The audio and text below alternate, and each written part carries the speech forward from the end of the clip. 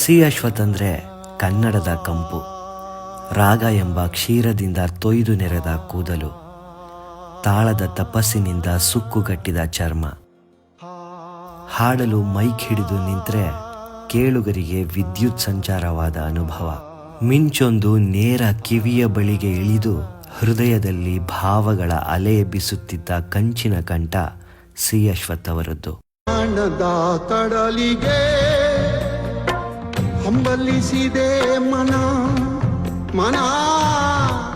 ಕೆಲವು ಮಂದಿಗೆ ಮಾತ್ರ ಸೀಮಿತವಾಗಿದ್ದ ಸುಗಮ ಸಂಗೀತವನ್ನ ಹಲವು ಮಂದಿಗೆ ಸುಗಮವಾಗಿ ತಲುಪುವಂತೆ ಮಾಡಿದ ಮಾಂತ್ರಿಕರು ಸಿ ಅಶ್ವಥ್. ಮಲಗಿರುವ ಕೂಸು ಮಲಗಿರಲಿ ಅಲ್ಲಿ, ಮುಂದಿನದು ದೇವರ ಚಿತ್ತ. ನಾ ತಡಿಯಾರೆ ಅದು ಯಾಕ ನೋಡದಿ ಮತ್ತ ನೀತ.